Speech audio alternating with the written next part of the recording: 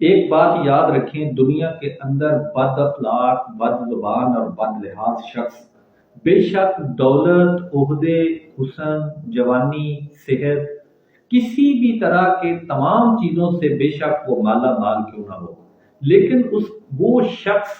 جو بد زبان، بد لحاظ، بد اخلاق ہے، وہ کبھی بھی لوگوں کے دلوں پہ راج نہیں کر سکتا۔ دنیا کے دلوں پر اگر آپ نے راج کرنا ہے تو اس کے لیے لازم ہے آپ بد اخلاق نہ ہوں، بد زبان نہ ہوں، بد لحاظ نہ ہوں۔ ہاں،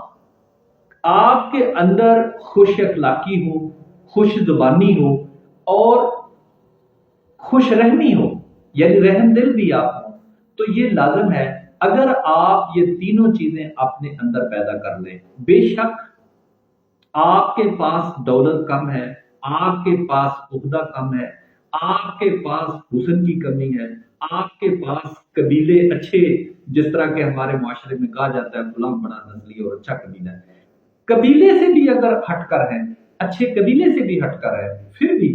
میں سمجھتا ہوں کہ یہ تینوں چیزیں اگر آپ کے اندر موجود ہیں، جسے ہم صلہ رحمی کہتے ہیں، خوش اخلاقی کہتے ہیں، خوش زبانی کہتے ہیں،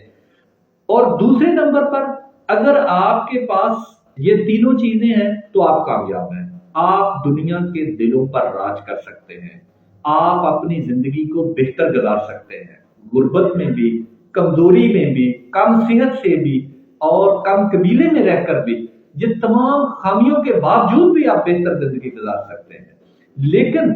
اگر آپ بد اخلاق ہیں، بد زبان ہیں، بد لحاظ ہیں، تو آپ کے پاس دنیا کی سب چیزیں موجود ہیں، طاقت ہے، عہدہ ہے، حسن ہے، جوانی ہے، سب کچھ دنیا کی آپ کے پاس ہر چیز موجود ہے، لیکن اس کے باوجود بھی آپ تنہا رہیں گے۔ اگر آپ تنہا رہنا چاہتے ہیں تو بد اخلاق بن جائیں، اگر آپ تنہا رہنا چاہتے ہیں بد زبان بن جائیں، بد اخلاق بن جائیں، آپ ہمیشہ یکتا رہیں گے، آپ ہمیشہ جو ہے آپ تنہا رہیں گے۔ لیکن اگر آپ یہ چاہتے ہیں کہ دنیا آپ کے ساتھ چلے، دنیا آپ کے ساتھ مل جل کر رہے، تو پھر آپ کو خوش اخلاقی، خوش زبانی اور صلہ رحمی سے کام لینا